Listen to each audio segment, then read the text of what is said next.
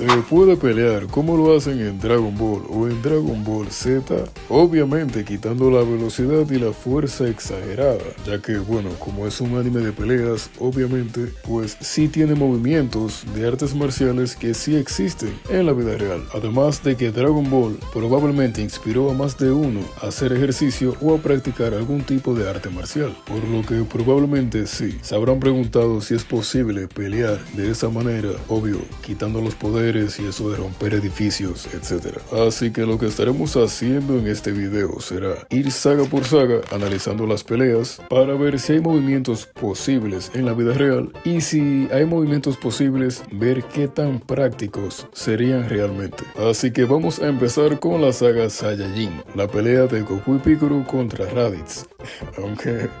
Aunque bueno, esto es casi un podcast, se la pasan hablando más de la mitad del tiempo, pero intenté sacar un par de cosas interesantes, como por ejemplo este intercambio de golpes de acá, que bueno, de ser posible sí es posible, pero en la vida real se vería algo así, o sea, esto es lo más parecido que verás en la vida real, y aunque en el anime se vea mucho más frenético, créeme que a esta velocidad en la vida real esto se siente súper intenso, y bueno, ya el resto de la pelea se la pasan volando y lanzando poderes. Mira, te voy a confesar que me la acaban de robar, pero por suerte estoy bien. Eres un imbécil, Kakaroto. ¿Y a dónde voy a sacar otra moto?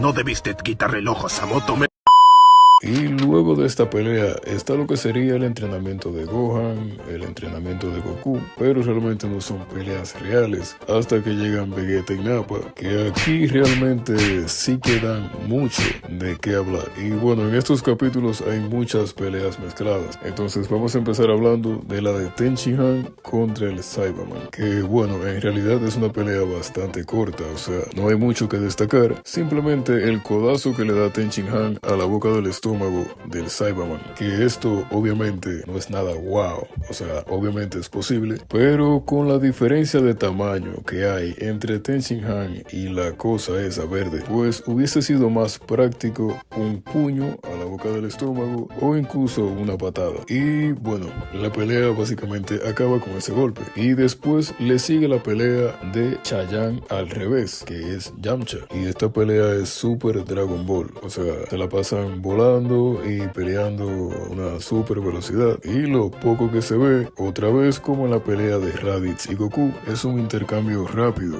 de golpes y bueno, un par de patadas que realmente no tienen nada de imposible, o sea, excelentes. Y bueno, ya luego de que Chayan noquea al Gandule con patas, pues le da la espalda y el Gandule con patas lo agarra, atrapándole también los brazos. Y no, chicos, lo correcto aquí no es explotar. Si el Gandule con patas supiera Jiu-Jitsu, podría haber hecho lo que hizo Charles Oliveira y conseguir una sumisión y podría haber ganado sin tener que irse al cielito con Chayan. Y luego pelean Piccolo y Krillin contra Nappa, y ya en esta pelea no hay nada que se pueda rescatar, o sea, acá prácticamente no hay nada que sea posible. Se empiezan a dividir, pelean volando, Nappa contra 10.000 Krillin y 10.000 Piccolo ahí al mismo tiempo.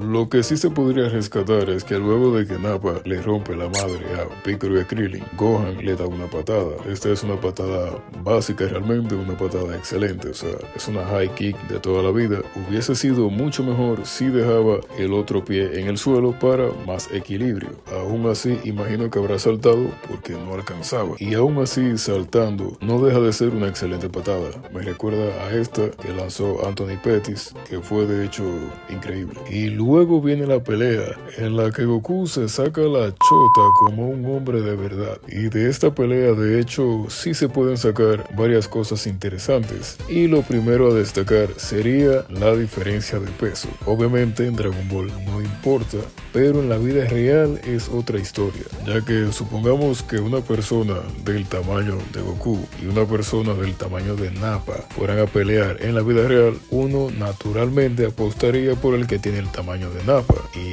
con razón. Ahora, si el que tiene el tamaño de Goku sí sabe cómo pelear, o sea, tiene conocimiento sobre artes marciales, y el que tiene el tamaño de Nappa no, pues sí, el que tiene el tamaño y el peso de Goku ganaría. Pero si son dos peleadores, como es el caso de Dragon Ball Z, porque se supone que Nappa es un guerrero, pues ahí la cosa está mucho más compleja. O sea, el peleador del peso de Nappa tiene todas las probabilidades de ganar, a menos que el del tamaño de Goku sepa Jiu-Jitsu. Ahí sí, pues le podría ganar, pero en Dragon Ball Z es puro striking, así que no hay chance. Ahora bien, lo primero que hace Goku para humillar a la Roca es esquivar todos sus golpes, lo cual no hace falta decir que sí, claro que es posible. De hecho, me recuerda a lo que hizo Muhammad Ali en ese clip tan famoso. Y luego en otro momento Goku le conecta un gancho al hígado que hace que la Roca se doble como un camarón, lo cual algunas personas pueden pensar que es una exageración,